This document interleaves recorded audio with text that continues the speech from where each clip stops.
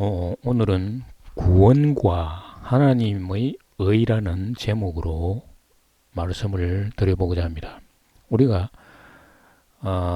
교회 생활을 갖다가 하면서 많이 듣고 있는 것이 구원 그리고 하나님의 의에 대해서 듣고 있는데, 사실상 그러한 그 의미를 정확하게 받아들이고 알고 있는 사람들이 그렇게 많지는 않은 것 같습니다.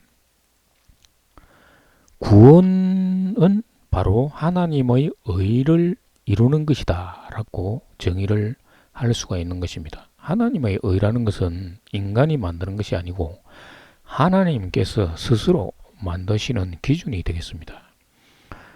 하나님께서 하나님의 의라는 기준을 인간들에게 제시를 해 주셨는데, 그것이 율법이라는 것입니다. 그 율법에는 두 가지의 의미가 있는데, 첫째로는 율법의 그 조항이 613가지인데 이 613가지를 열심히 지켜서 하나님의 의에 도달해 보라, 이루어 보라는 것입니다. 그래서 613가지를 완전하게 이루면은 하나님께서 하나님의 의, 자신의 의를 주시겠다는 것입니다. 그런데 사실은 613가지를 완전하게 다 지킬 수 있는 사람은 이 세상에 아무도 없죠. 그것을 통해서 하나님은 너희들은 죄인들이다 라는 것을 좀 깨달아라는 것입니다. 그 다음에 두 번째는 하나님께서 자신의 아들 예수 그리스도를 세상에 보내셔서 그리스도 안으로 들어오는 자들을 구원하시겠다라는 것입니다. 이게 이제 하나님께서 스스로 하나님의 아들이 되어서 세상에 오셔가지고 육신으로 사람의 모양으로 나타나셔서 죄의 모양으로 십자가에서 죽고 대속의 죽음을 통해서 회개하는 자를 구원하시겠다라는 것입니다. 그래서 이 기독교 교리가 있는데, 그 교리를 보면은 능동적 순종 또 수동적 순종이라는 말이 있습니다. 이 능동적 순종이라는 것은 하나님께서 스스로 그러한 인간이 되시겠다, 그리스도를 예정해서 세상에 인간으로 태어나시겠다 하는 것을 스스로 결정을 했기 때문에 그것을 하나님 자신이 능동적으로 자신에게 순종을 했다라는 그러한 교리입니다. 그리고 수동적 순종이라는 것은 예수님은 죄가 없으신 분인데, 왜냐하면 예수님이 완벽하게 율법을 지켜 이루시다라는 논리로서 수동적 순종이라고 이야기를 합니다. 이것은 교리가 그렇게 이야기했을 뿐이지 성경에 나오는 이야기도 아니고, 그래서 이러한 내용들은 인간이 지킬 수 없는 어떤 그 율법주의의 능동적 순종이라든가 수동적 순종을 연결시켜서 복음을 혼란스럽게 만드는 그러한 내용이라고 말을 갖다가 할 수가 있는 것입니다. 그래서 우리는 능동적 순종이니 수동적 순종이니 이러한 말을 하는 것을 귀담아 들을 필요는 없는 것입니다. 오직 예수 그리스도 안으로 들어가는 것만이 구원이다. 그러면은 예수 그리스도 안으로 들어가는 것은 도대체 어떤 의미를 갖고 있는가? 그런데 여기에 이제 한 가지 더 지적을 할 수가 있는 것이, 죄에 대한 문제를 갖다가 우리는 살펴보지 않을 수가 없는데,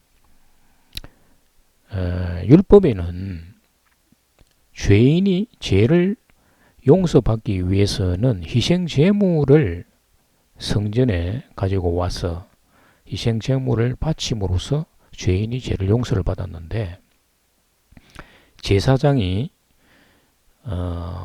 죄인에게 그 희생 제물의 머리 위에 손을 갖다 올리도록 하는 것입니다. 그것을 이제 안수라고 하는데, 손을 올린다는 그 의미는 죄인의 죄가 희생 제물에게 전가된다는 것입니다. 그래서 죄가 전가되고 그 희생 제물을 죄인이 죽이는 것입니다. 그래서 피를 받아가지고 그 피를 제사장에게 주면 제사장이 제단에 피를 뿌려서 죄를 용서받는 것입니다. 이때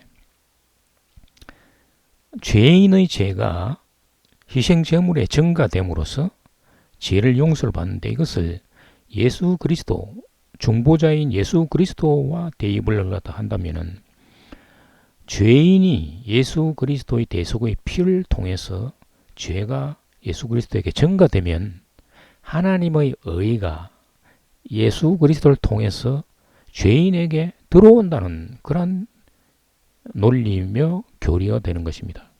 전가 이론이라고 하는 거죠. 죄가 예수 그리스도에게 전가되고 하나님의 의가 예수 그리스도를 통해서 죄인에게 전가된다. 전가로서 교리를 만들고 있는데, 이것 또한 율법주의 사고방식으로서 나온 것입니다. 죄가 전가되는 것은 어떤 의미에서는 맞을지는 모르지만 하나님의 의가 그렇게 해서 전가되는 것은 아닙니다. 오직 하나님의 의를 이룰 수 있는 것은 그러한 전가 이론으로서 되는 것이 아니라 하나님께서 정해주신 예수 그리스도의 십자가의 죽음과 부활이라는 그러한 두 가지를 통해서 하나님의 의가 이루어진다라는 것입니다. 말하자면은 예수 그리스도의 십자가의 죽음은 죄인을 위한 대속의 죽음이지만, 죄인이 바라볼 때 2000년 전에 죽으신 예수 그리스도의 그 죽음, 시체를 바라보면서 그 죽음이 단순히 예수님이 죄인을 위해서 죽은 것뿐만 아니라 그 죽음이 바로 나 자신의 죽음이라는 것을 깨달아야 한다는 것입니다. 그래서 로마서 6장 4절에서 6절을 보면은 예수 그리스도와 함께 죽었다라는 표현을 하는 것입니다. 예수 그리스도와 함께 연합되어 죽어야 된다.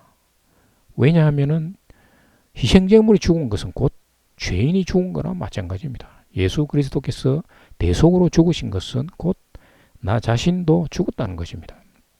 그것을 믿지 않으면은 말하자면은 절반의 구원에 이르지 못한다는 것입니다. 완전한 죄의 소멸이 되지 않는다는 것입니다.